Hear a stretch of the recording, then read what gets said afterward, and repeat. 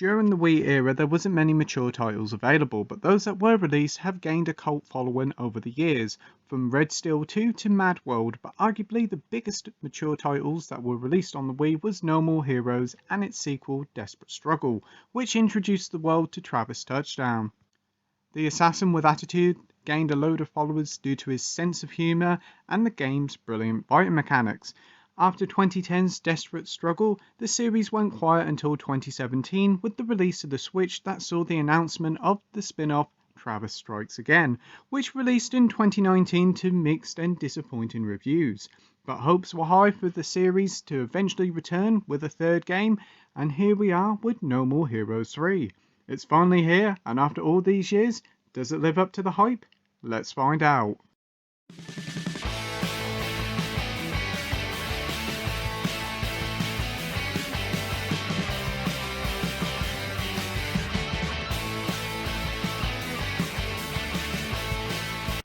Starting off with the story, we have a cool looking anime cutscene that starts off the game that basically is a fun take on E.T., following this young lad called Damon as he finds a little alien called Fu. He builds up a friendship with Fu and ultimately helps him get back home. 20 years has passed and Fu is back with a whole group of aliens as he tries to take over the planet.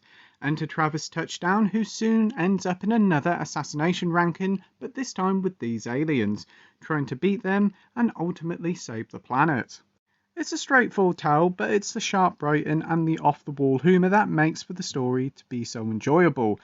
Travis' fourth wall breaking moments and the constant ribbon of video games and the superhero genre in general is a blast. There's a lot of fun to be had here, from its jokes and mid-chapter breaks where Travis and his friends talk about movies and his favourite director Takeshi Miike, which is also quite cool. Onto the gameplay now, and No More Heroes 3 is split into two different gameplay types. You have your open world stuff and the boss battles of the ranked alien assassins.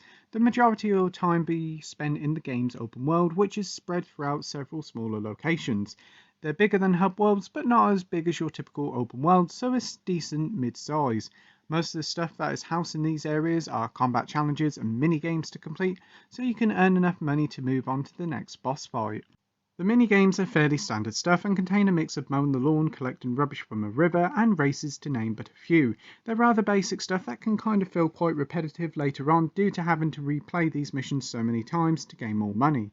But thankfully you can also do combat challenges which also net you a lot more money and are way more fun to play. There's nothing really much outside in the open worlds to do, which isn't too bad considering how cluttered up other open world games can be. As for the combat, this is where No More Heroes 3 really does shine.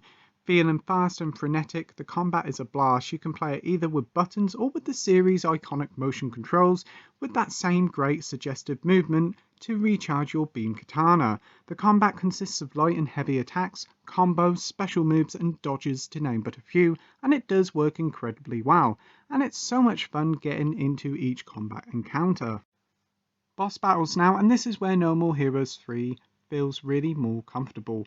Each of the boss battles are a fun and unique experience. Each of them have their own gimmicks and they all work incredibly well. An early boss fight sees you fighting a guy in a normal battle, then you jump into a mech to fight him in space. Something similar to 2019's hidden gem Daemon X Machina. I really don't want to spoil these battles, but rest assured they're just as bombastic and over the top as the series is known for. If there's anything really at fault with No More Heroes 3 is that it does seem to follow the same rinse and repeat pattern of boss battle, then grind for money, then boss battle again, which can be quite annoying for some players. For me personally, it wasn't too bad till the final few battles where you have to save up quite a bit of money. But for fans of the series, you should be fine. There's also technical issues which are quite bad, but we'll talk about that later on. As for the length, No More Heroes 3 is a rather lengthy game, taking you around 15 hours to reach the game's credits.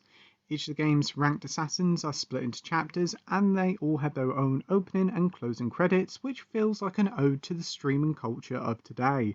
When you complete the game, you gain access to a harder difficulty mode, which is more brutal than the normal variety. There's also open world activities and a few collectibles to add, but they're not really needed to fully enjoy the game.